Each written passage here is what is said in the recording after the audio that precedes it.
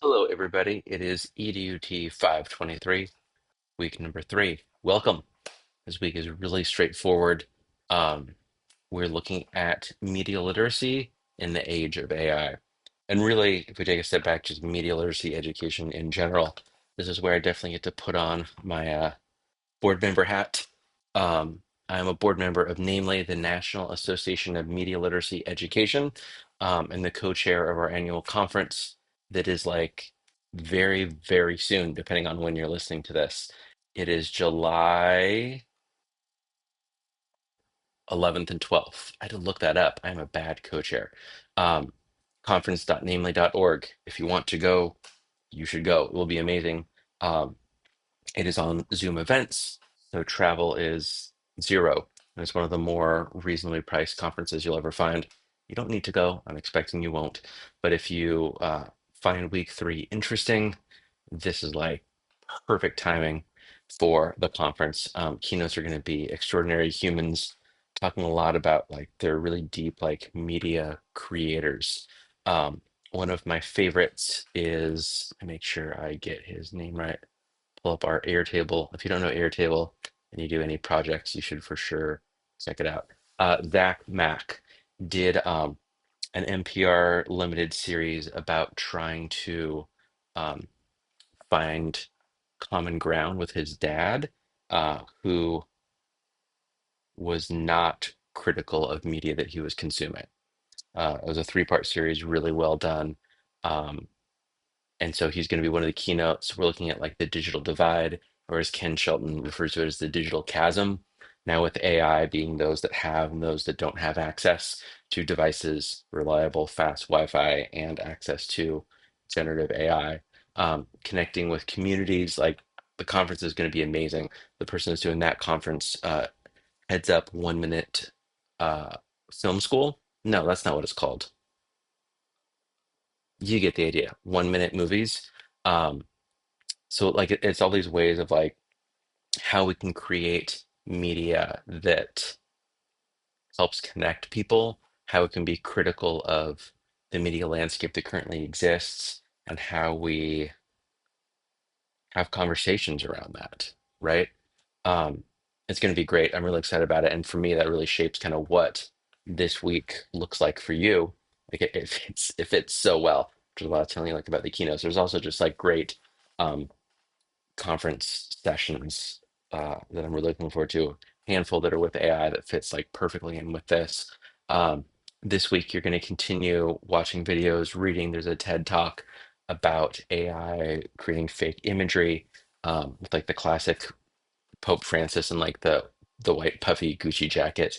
And just now, like minutes before I recorded this video, the New York Times sent me an email that was like, "Can you tell the difference between AI video and real video? What is the difference?" Uh, every day, it's getting better and more realistic and harder to tell the difference. And this week isn't so much about how do you tell the difference, it's how do you show up as a leader in this space, being able to facilitate conversations both with colleagues, but then obviously with students. How do we have those conversations, particularly when they often become very like polarizing and political? I think our job is to hold space in a neutral way to say, like, actually, like, media literacy education is critically important and it feels more timely than ever because of generative AI with photos and video.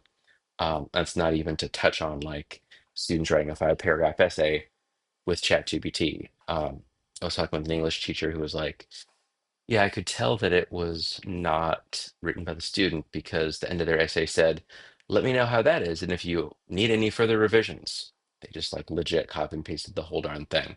So we're going to dig into kind of those conversations about it. If we take just a step back and just look at media literacy education, when I'm asked to talk about it, like as a board member for Namely, or if I'm being interviewed about that, I tend to look at it in 2 buckets, which actually perfectly mirrors this course. Just part of how this course is the way it is with my conversations with Ramsey, is that there's really like we look at consuming media and creating media. So with the consumption is definitely like the initial like digital citizenship, let's look at our sources, look at the domain, look at the author and their intent, all that kind of stuff. But then it's also looking at all types of media with that lens, with that like kind of critical eye of what are they trying to do? Because all media wants us to think or feel something. And all good, compelling media, any media, photos, videos, text, any combination of any of those, their goal is to make us think or feel a thing. And I think a lot of times students just think media kind of is, and that there's not an agenda. And I think the better that a person or organization is with kind of with that agenda, then the more persuasive that piece of content is going to be. And for me, I know a lot of my favorite TV shows and movies tend to really make me think differently about the world or about myself or about relationships, um, or make me feel differently about the world, myself, relationships. So that's the first big bucket is like the consumption. And for me, the real power of digging into media with students is the creation of it. And that's why I love this course and this program, because it's not just read the thing, write an essay, which technically is generating stuff, right? But like create an artifact, like give me some slides, create some images, take some images, make some videos, use generative AI for photos or videos or like, all of the above. And as you do that, like, what is your agenda? What are you trying to communicate? What do you want others to think or feel? Um, and often in this course, your goal is to check all the boxes on the rubric, right? I get that. That's what I did. But also, like, can we think beyond that and think about, like, how does this actually help make an impact with my students, with my future students, with my colleagues? Can I share this out in a way where people are like, wow, like, that's a really cool way of thinking about the thing, right? Like actually making impact with the stuff we're creating. Um, so for me, like that's not the like cookie cutter response, to, like what media literacy education is about. That's always how I think about it, and for me, that feels more actionable. And hopefully, that's useful for you. You don't have an assignment to do this week, so you might want to look ahead at our second assignment, case study two. Seeing isn't believing. You do have a discussion board that, can you guess what it is? I'll give you like 2 seconds to think. You probably got it, right? So find a piece of media, like some social media post, image, video, article that made you wonder if it was real. And we're not thinking like what color is the dress thing, but like look at this content. Like, does that seem fake? Is it fake? Um, or maybe just if you're really stuck on it, just think about like what's a type of content a person might create. Describe like what it was, link to it if you can.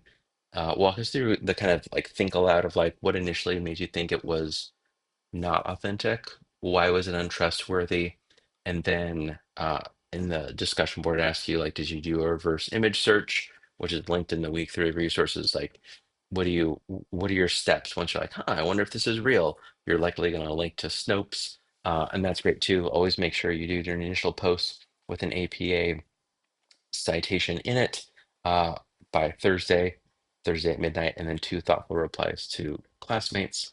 And then, yeah, the goal ultimately is to think about like how we would do that with students, how we would have a conversation around students and go from there. It's exciting. It's weird. It's strange. It's a little scary, but the idea that like a photo we see might not be a real photo now, and photos our students are looking at aren't real.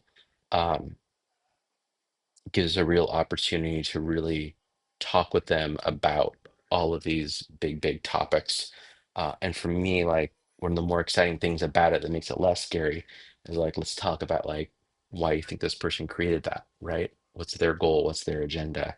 Um, and once you get that, then I think you can really have more of a conversation that becomes less polarizing, less political, and more is about like looking at media critically, and then again, more excitingly, if that's an adverb, creating media that's powerful, that's transformative, that helps students find their voice, that helps students make an impact in the world.